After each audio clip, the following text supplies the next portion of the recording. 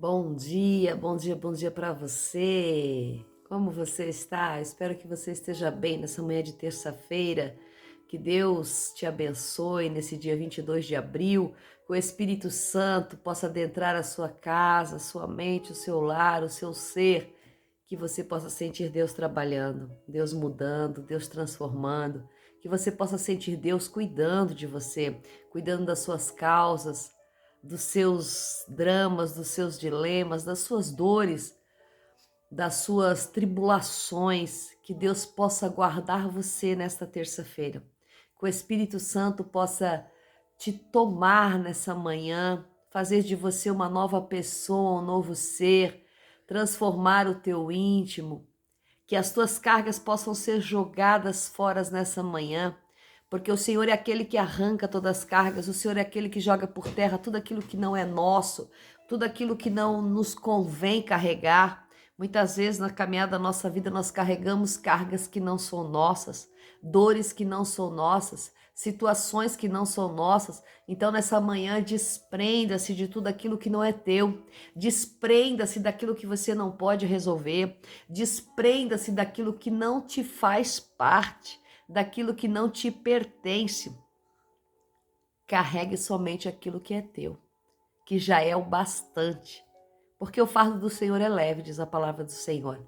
O fardo do Senhor não traz dores, não traz situações adversas. O fardo do Senhor nos dá leveza na caminhada. Então que nessa manhã nós possamos ter leveza na nossa caminhada, nós possamos ter graça, nós possamos ter plenitude nessa caminhada com Cristo. Que Deus abençoe você nessa terça-feira, que o Espírito Santo encha a tua mente nessa manhã.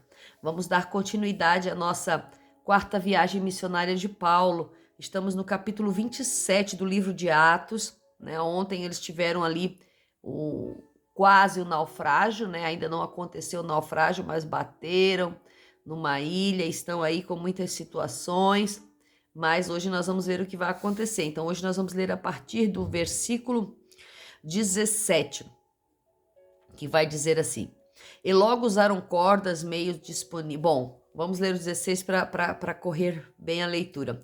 E correndo a sotavento de uma pequena ilha chamada Clauda, pudemos com dificuldade segurar o batel salva-vidas, o qual recolheram. E logo usaram cordas, meios disponíveis para cingir o navio, a fim de reforçá-lo. E temerosos que fossem lançados na Sirte, arriaram os aparelhos e se deixaram levar. Como fomos furiosamente açoitados pela tempestade, no dia seguinte, começamos a jogar a carga ao mar. E ao terceiro dia, com as nossas próprias mãos, lançamos mão do equipamento do navio. E não aparecendo nem sol e nem estrela por muitos dias, e estando sobre nós uma grande tempestade, perdemos toda a esperança de sermos salvos. E tendo eles passado muito tempo sem comer, Paulo pôs-se em pé no meio deles e disse: Senhores, devíeis ter seguido o meu conselho e não ter navegado de Creta, a fim de evitar esta avaria e esta perda. Mas agora eu vos exorto que tenhais bom ânimo, porquanto vida alguma se perderá entre vós, a não ser o navio. Porque esta noite apareceu-me o anjo de Deus de quem eu sou e a quem sirvo, que dizia: Não temas, Paulo, é necessário que compareças diante de César. E eis que Deus te agraciou, dando-te a todos os que navegam contigo. Portanto, senhores, tende bom ânimo, pois creio em Deus que há de acontecer assim como me foi dito. Mas é necessário que sejamos lançados em determinada ilha. E quando chegou a 14ª noite, estávamos sendo impelidos de um lado a outro pela tempestade no mar Adriático. Pela meia-noite, os marinheiros suspeitaram a aproximação de alguma terra. E lançando a sonda, acharam 20 braças. Passando um pouco mais adiante, lançaram a sonda novamente e acharam 15 braças. Até aqui, em nome de Jesus. Glória a Deus.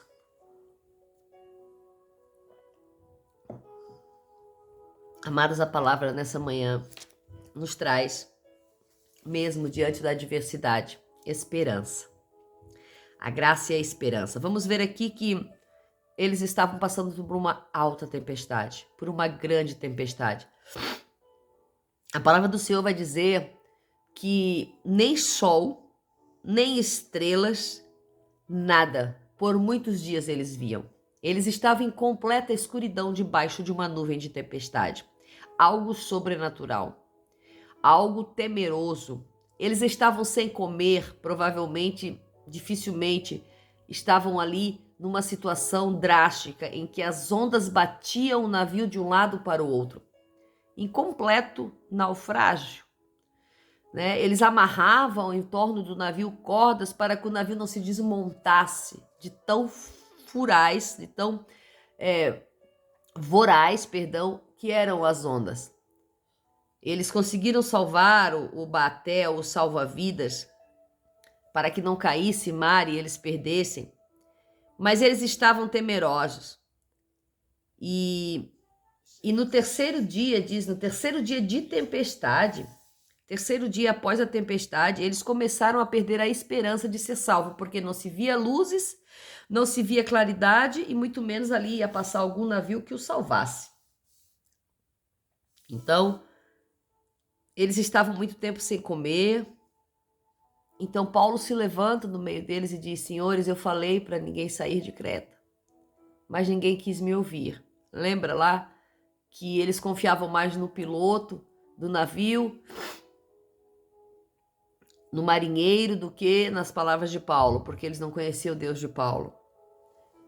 Então ele disse: mas tenham bom ânimo, porque um anjo me apareceu nessa noite e me disse que nenhuma alma vai se perder. Então o navio nós vamos perder, mas as almas nós não perderemos. Então Paulo se levanta no meio da tempestade, no meio da aflição, no meio da dor, e diz que Deus falou com ele, um anjo do Senhor apareceu à noite. E disse: tem de bom ânimo, se animem diante da tempestade, se animem dentro da tempestade, se animem quando a tempestade está chegando, se animem, tenham bom ânimo, porque ninguém vai se perder. Não é perda de vidas, mas é perda material. O material se perderá, que é o navio, a embarcação, o projeto de transpassar o oceano. Este vai se perder, mas as almas que aqui estão, todas, nenhuma se perderá, porque o meu Deus, aquele a quem eu sirvo, falou isso. Então nós vamos entender que Paulo está entregando uma revelação profunda aos que estavam ali, aos tripulantes, aos prisioneiros, a todos que estavam ali, para que eles tivessem bom ânimo, para que eles acreditassem na palavra que Paulo estava trazendo, na palavra de Deus, que não se perderiam, não morreriam, não haveria perdas humanas, não haveria morte e choro nunca mais. Não haveria morte naquele lugar. Haveria perdas materiais, porque o navio, sim, tinha a promessa de ser destruído pela tempestade. E Paulo trouxe essa palavra no meio da tempestade. Então nós vamos entender que Deus, dentro das tempestades, Ele nos dá também revelações. Dentro das tempestades, Ele nos dá a palavra de ânimo. Dentro da tempestade, Ele nos dá a palavra de esperança. Veja que um pouco antes, Paulo diz que todos tinham perdido a esperança de serem salvos, porque não havia visão, não havia claridade, não havia uma luz. Estavam em completa escuridão. Mas naquela mesma noite, Deus dá uma visão a Paulo. Então, quando nós estamos perdendo a esperança diante da adversidade, Deus aparece com seu anjo e dá uma visão a Paulo, entregando a Paulo que ali ninguém se perderia, ali ninguém morreria, não haveria choro naquele navio, não haveria tristeza naquele navio. Haveria somente a perda do próprio navio. E para isso eles teriam que parar em uma ilha. E Paulo ainda fala sobre isso. Paulo fala do versículo 26, mas é necessário que sejamos lançados em determinada ilha. Então até a ilha preparada Deus já tinha para que eles fossem lançados, para que eles fossem socorridos, para que eles parassem para que eles saíssem daquela tempestade. Eles saem da tempestade e vão parar numa ilha. Isso é propósito de Deus. É o momento a qual vivemos em uma tempestade. Muitas vezes em nossas vidas, quando passamos grandes tempestades, depois nós somos lançados numa ilha. O que é ser lançados numa ilha? Uma ilha é um lugar de refúgio, é um lugar sozinho no meio de um oceano.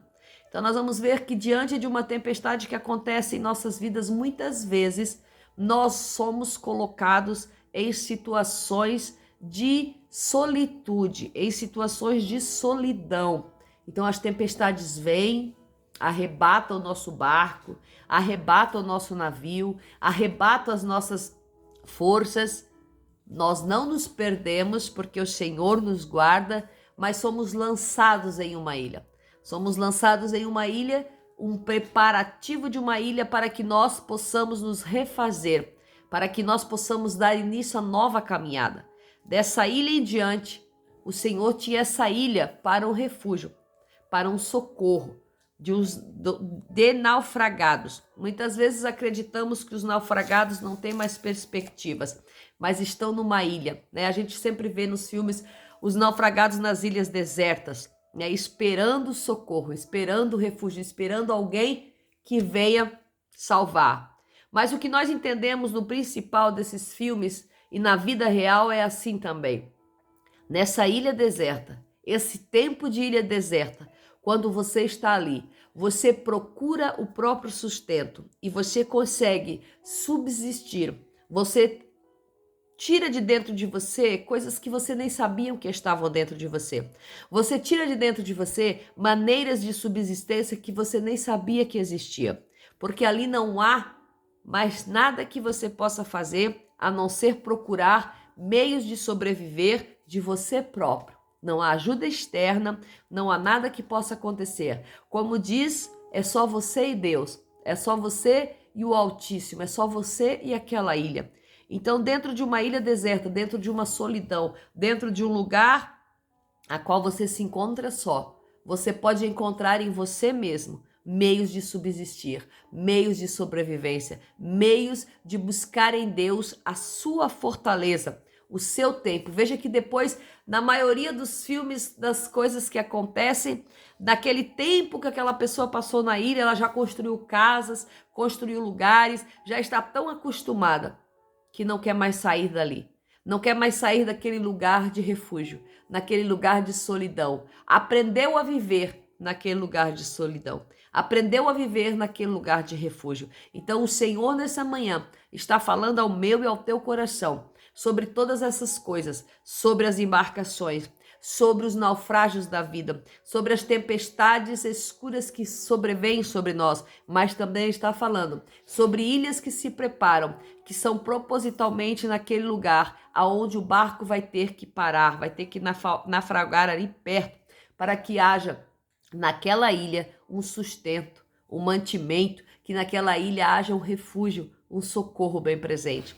Então que nessa manhã nós possamos entender Deus falando conosco através dessas simbologias, através, né, Jesus falava através de parábolas, e aqui nessa manhã eu estou trazendo algo muito parecido, através da simbologia deste acidente, desse naufrágio e dessa ilha que está posta diante de nós, para que nós possamos nos refazer, nos revigorar, sem perder a esperança, e esperando o socorro que é bem presente no dia de toda angústia. Que Deus abençoe você, que você tenha um dia de vitória, em nome de Jesus.